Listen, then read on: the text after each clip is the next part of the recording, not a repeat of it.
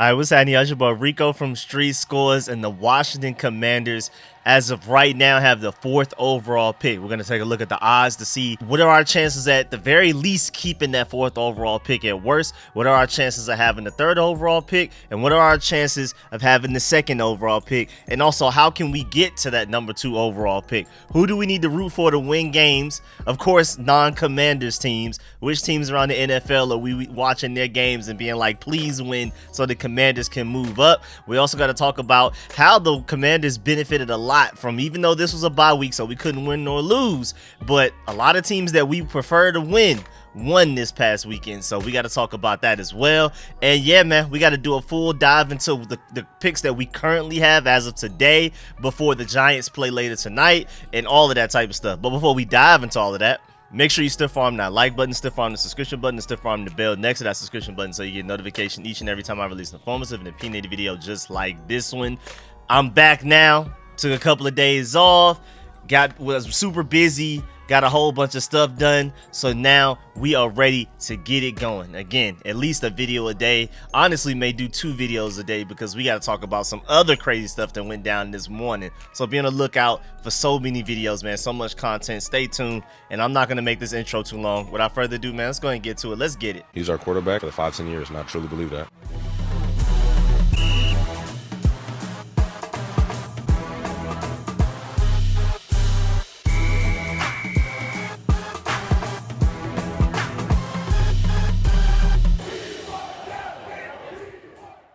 All right, so like I foreshadowed in the intro, man, the Bears, Jets, Saints, and Bucks all winning was like literally like the best case scenario we could have. Like that 1 p.m. situation was beautiful.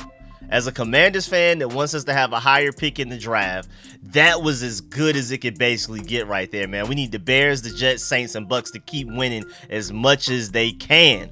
Some of those teams do play each other though, so that's where it gets interesting. We're gonna dive into that. But hey, man, 1 p.m. yesterday as in Sunday couldn't have gone any smoother for a Commanders fan that wants a higher draft pick than it went. So as of right now, we have the 4th overall draft pick at a 4-9 record. The Giants are right behind us, 4-8. The Titans are right behind us, right behind them, 4-8. The Bears gone all the way down to 7th overall with a 5-8 record. Then you have the Raiders, the Jets, and the Chargers all 5-8. And then after that, it's like they're out the way because we're not winning another game. So honestly, anybody behind us, like other than the Giants and the Titans, because we have the same amount of wins, we'll see if they end up losing. If the Giants win tonight, if the Titans end up winning another game, it's over with because we're not. I mean, looking at this schedule with the Rams, the Jets, 49ers, and Cowboys, we're going to dive into that later. I predict us easily going 4-13. I think it's safe to bet a lot of money on that. I really do. We're going to dive into why. But then when you're also looking ahead of us, you have the Cardinals at 3-10, the Patriots at 3-10, and then the Carolina Panthers is just doing their own thing at 1-12. We ain't got nothing on that. But of course, that Carolina Panthers pick goes to the Chicago Bears. That's why the Chicago Bears don't really care about losing or winning that much. First of all, Justin Fields, I feel like, has done enough to show you that you stick with Justin Fields and you build around him.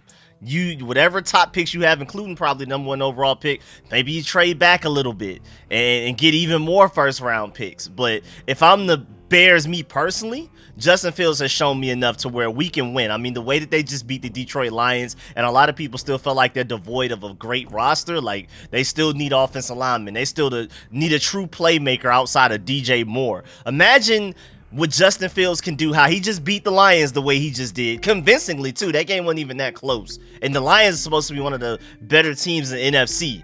I think they're still like a year away from being up there with like the Cowboys, the Eagles, the 49ers, and those guys, but the Detroit Lions are still a really good team, and the way that the Bears handled that, now just imagine that Justin Fields that we just saw against the Lions yesterday, and you add like a Marvin Harrison Jr. and a top tackle. Like, come on, dog. And maybe even another great player. Because, again, you number 1 overall pick, somebody may be willing to trade up there and give you the farm. And then they could trade back just slightly. They could probably still trade back within the top 7 picks and still get some elite players at different positions. So that's why they don't really care about winning or losing that much. They figure they might as well win as much as they can and kind of carry this momentum into the next season. They're able to do that because they have the Carolina Panthers 1st round pick. Remember that, which is going to end up being a number 1 overall pick. very, very likely. That came from the whole Bryce Young situation, which makes the Bryce Young situation look even crazier. So again, that's why the Chicago Bears, they're fine with winning. They're not trying to do a full-blown tank, get the highest draft pick they can get type of thing. They're trying to win some games against good teams like the Lions and carry that momentum into the next season, which benefits us as Commanders fans in every way except for that second round pick that we have from them trading the Montez Sweat. Which takes me to the point, where are our picks right now entire draft wise? Well, according to Tankathon, we have the 4th overall pick, of course. We have the 36th overall pick, which is our second round pick. But right now, that Bears second round pick that we traded for is no longer one of the first 3 second round picks like it was when we first made that trade. Now it's a 42nd overall pick, and I'm still happy with that. 3 top 42 picks is still amazing. I'm perfectly fine with that. I'm hoping that the Bears win lose as many games as possible for the remainder of this season. But at the same time, we do need them to at least win one more game just to make sure we keep that higher first round pick. I'm not sacrificing the first round pick for a higher second round pick. So at the end of the day, I still want the Bears to win. But we do need them to lose just a little bit so that second round pick can stay a little high. We don't want it to get out of the top 42 range. We don't want it to get out of the top 50 range. So hey man, we have the 4th overall pick, 36, 42nd, and then in the 3rd round we have the 68th, and then that 100th pick, which is like a compensatory pick from the 49ers. That's crazy that you can even trade compensatory picks. That's just insane in itself. Then 4th round we have the 104th pick. And then 5th round, we have the 139th. And then 6th round, we have the 181st. And then 7th round, we have 223rd. Just to give you a full update on all of the draft picks that we currently have. And this is quite likely to change. We may end up trading players away at the end of this season. Like during the offseason before the draft gets here, we may be doing trades leading up to the draft. We may do trades during the draft. So I'd be very surprised if we end up sticking with those. Because Eugene Shin, who's probably going to be making a lot of the biggest decisions for this team, I think him and Josh Harris will probably like collaborate on who the next GM will be. And then of course the GM is going to have a lot of power over who the head coach, defensive coordinator, all that stuff, all draft decisions, personnel decisions, free agency, who we re-sign, who we let go, who we go out there and sign, who we trade for, all of that type of stuff. And Eugene Shin, who again is at the top of that power structure, he said it himself. I did a full over 30-minute breakdown of how he prefers to build his teams draft-wise, all of that type of stuff, which position groups he prioritizes. If you haven't seen that, go check that out. But he said it himself, exact quote, 2 later picks are better than 1 higher pick. So this guy, it sounds like we're quite likely to trade back quite a bit. Especially now, if we end up with a 2nd overall pick, I think that only increases our chances of trading back, because this organization, I've already done a video on this as well, said that some people in the building believe that Sam Howell can be a franchise quarterback, and it's basically just like, if you give him the right offensive line, give him a few more weapons, and maybe you can even say a more competent offensive coordinator, even though I think Eric Bieniemy does deserve a better chance. But am I keeping Eric Bieniemy over Ben Johnson? No, if Ben Johnson wants to come here and be head coach, please do that. And it would be beautiful if him and Eric Bieniemy can coincide, because Eric Bieniemy, I feel like, has done a great job with developing Sam Howell. But I would love to run Ben Johnson's offense that he's running with the Lions, because, I mean, what Sam Howell can do versus what Jared Goff can do, man, I'll be super excited about that. But either way, I'm pretty sure this new regime is going to come in, and they're probably going to trade out of that top 2 pick. I don't think they're taking quarterback. I highly doubt it. Even if we end up with the 2nd or 3rd overall picks, which is quite likely. Again, we're going to take a look at those percentage and odds and stuff like that. I don't think we're going quarterback. I think we were more likely to trade back slightly, but not too far. I don't think we would trade back from, say, like the 3rd overall pick to like the 15th. I think we would go back to top 10, somewhere in that range of like the latest, because I'm pretty sure they still want to get an elite player, especially at left tackle. If you want an elite left tackle, you stay towards the top 10 picks of the draft. You got it. That's just what it takes. Except, well, my boy Amarius Mims may be there later, but either way, we'll see. Either way, though, I'm super excited. And again, even though I just gave you our full list of picks, things are going to change. I'm pretty sure we're going to lose out the rest of the season. But again, we have the Bears 2nd round pick, depending on whether they win or lose. Things can change there. And I also have a strong feeling that we're going to be doing a lot of draft pick changes in the offseason. So even after the draft picks are finalized, after the regular season ends, all of that type of stuff, the postseason ends, and we have the official draft order all the way from 1 all the way to is looking like projected 256. I'm pretty sure we're still going to make some moves to change our draft picks, trading away players, trading back, all kinds of stuff. So, and again, during the draft, we'll probably be very aggressive about movement, especially with a new GM, new regime, new head coach, new all of that. They're going to want to do everything that it takes to have as much of an impact on this team immediately and to make sure their presence is felt. Bring in as many of their own draft picks and get rid of as many previous regime players under Ron Rivera, Martin Mayhew, and those guys. So, hey, man, don't be surprised if things look very different from where we are today.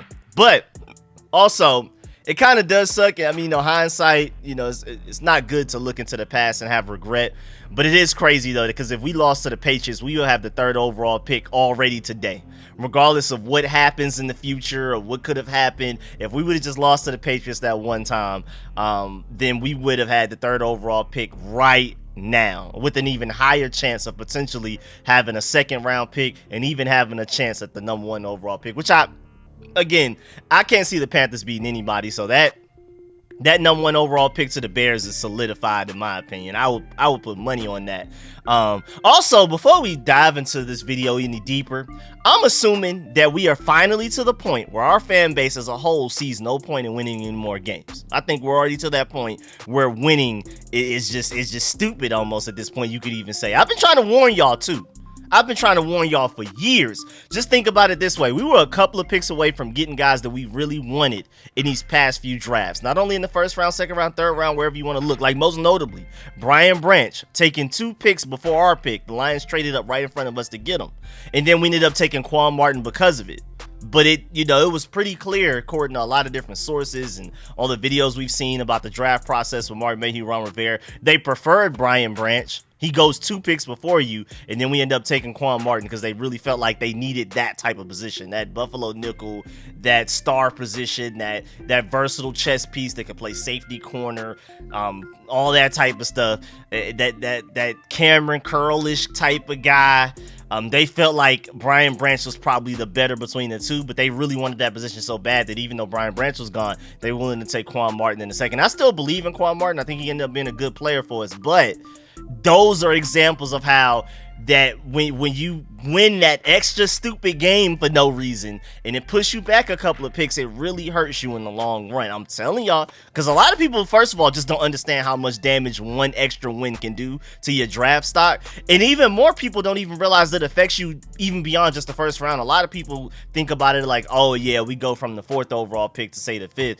But you also got to think about the fact that potentially, if you're looking in the 2nd round, our 36th overall pick can become like a 41st or 42nd.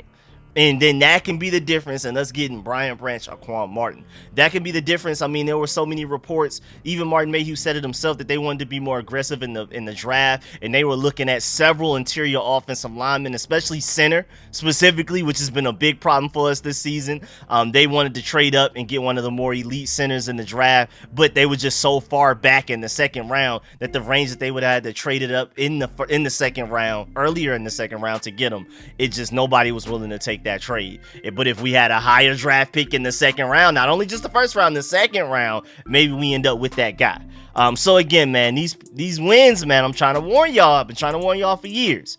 But hey, it is what it is. But moving on, I'm assuming Dallas will not sit there started for the rest of the season. We ain't got to worry about that. And as long as New England and Arizona can keep winning, man, we can get up to that top 2 pick. More specifically, let's break it down like this. Shouts out to my boy DC Sports Dre for breaking it down.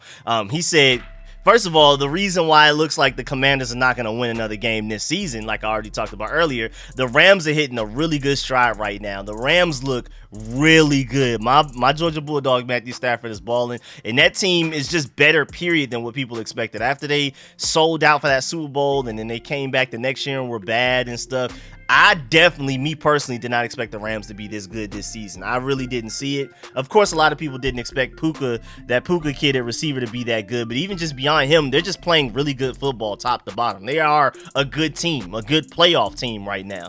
So what are our chances of beating them?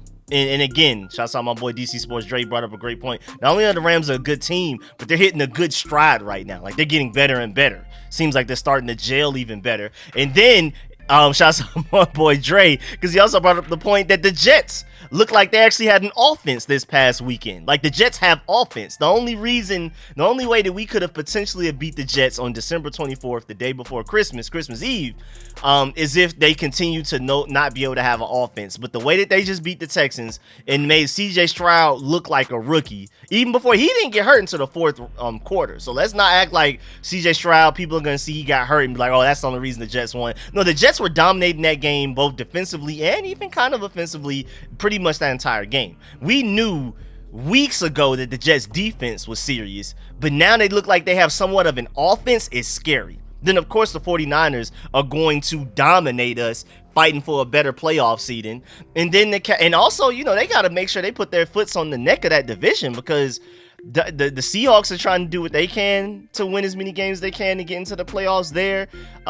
Again, the Rams are in that same division. Like, the 49ers have no chill in them. They have no leeway to just sit here and coast the rest of the season. So the 49ers is going to do whatever they got to do to beat us. And of course, Chase Young is going to try to have his best game ever of his life against us. And then the Cowboys, first of all, already looking like one of the best teams of the past few weeks. We're going to dive into that soon. But also, man, again, if we're just talking playoff seeding wise, I don't see the Cowboys resting any of their starters. You got to try to win this division if you can. You got to push to win this division.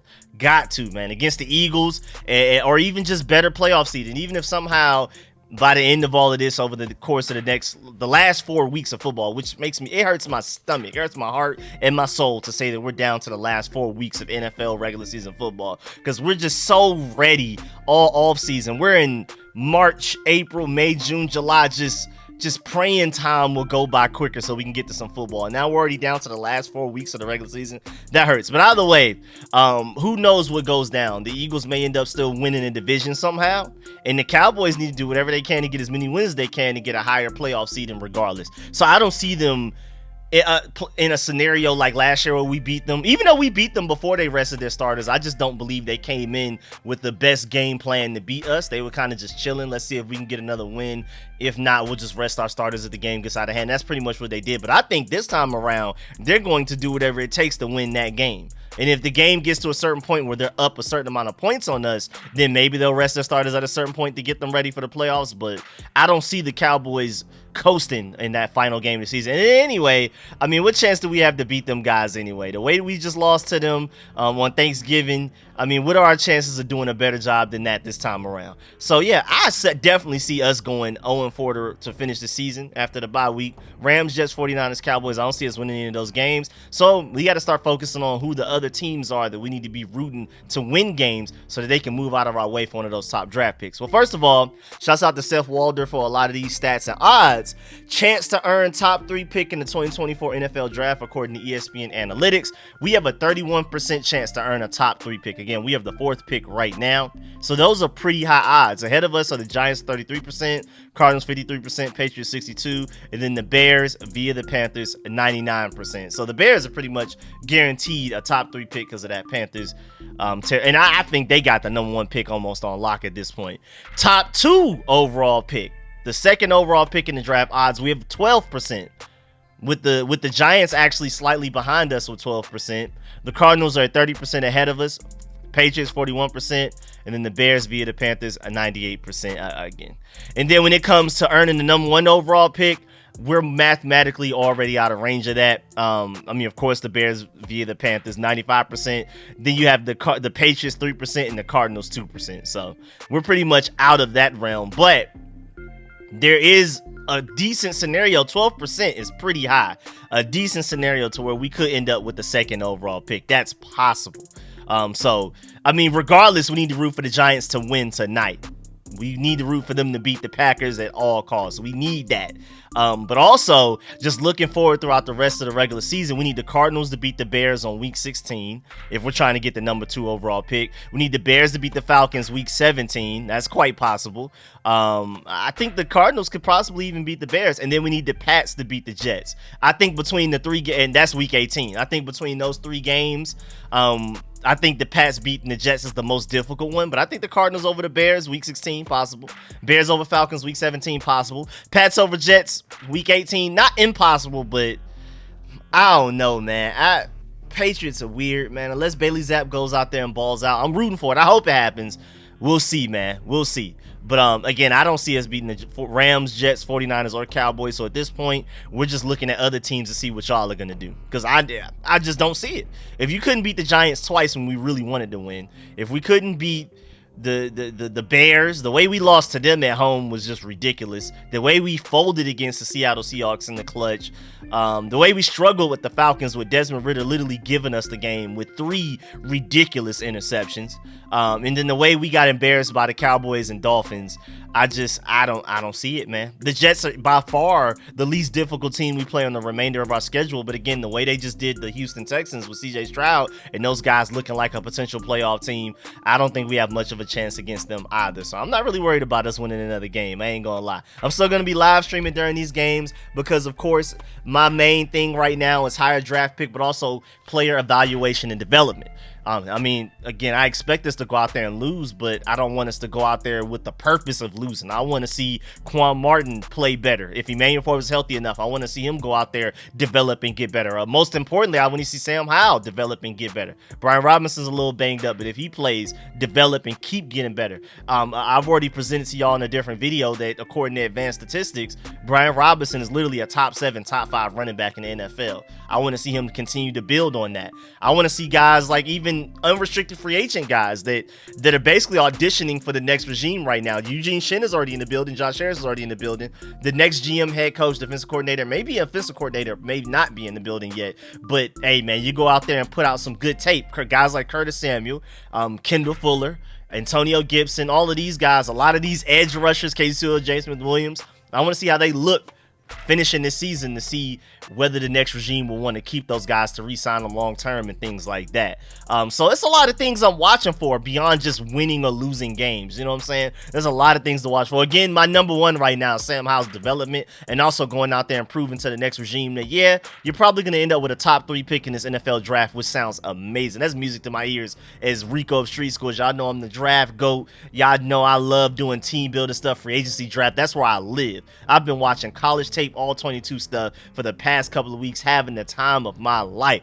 So that's music to my ears. But either way, I want Sam Howell to go out there, regardless of having a top 3 pick and being the starting quarterback on a top 3 pick team. I hope he shows enough to the next regime that, hey, man, don't take a quarterback just yet. At least give him the 2024 season. If you feel like you still need to take a quarterback after that, then do so. But, hey, build around me. We can make things work, man. I'm doing the best with what I got, type of thing. But yeah, man, that's the end of this video. Please get in the comment section. Let me know how you feel about everything discussed in this video. Please stiff arm that like button, stiff arm the subscription button, stiff arm the bell next to that subscription button so you get a notification each and every time I'm releasing all of these videos. Again, I'm probably coming out with another video this evening because we have some really interesting stuff to talk about a certain player on a different team. So that's going to be really fun. And make sure you stay tuned for all of the content because I'm working on more mock drafts. I have so many video things. Let me look at my other screen right now. I'm working on a GM candidates video, defensive coordinator candidates, head coaching candidates. I want to talk about potentially Mike Tomlin being the head coach for the Commanders. We still got to talk about Bill Belichick. Those are 2 separate videos in themselves. I'm working on a team needs video. I'm talking about a draft strategy video, an off-season strategy video, and what positions we need to prioritize. All of that type of stuff, man. I have so many things to talk about. So many updates like Josh Harris making hires, us gaining sponsors. I mean, it's just so much stuff to talk about that I really need to be making 2-3 videos a day. But at the very least, I'm going to give y'all one a day. So stay tuned. Again, I'm super busy, but I'm gonna try my best to try to get in the comment section and read and reply to as many comments as possible. But forgive me if I have not seen your comment. Also, become a channel member because now the YouTube is back in full effect, so y'all can donate through Super Chat, become a channel member, or if you want to continue donating through Cash App or PayPal, I really appreciate it. And again, those live streams will keep coming. We're still watching these games together, so be on the lookout for that Rams game, that New York Jets game. It is at 1 p.m., so I will be able to live stream then because I'll be busy in the evening. December 31st, 1 p.m. Doubt it. We'll see. And then we'll see about January 6th potentially, or January 7th. We'll see with that Cowboys game. May be able to stream that. So I feel like I'm going to be able to stream at least 3 of the last 4 games. So stay tuned, man. Catch y'all later. I'm out.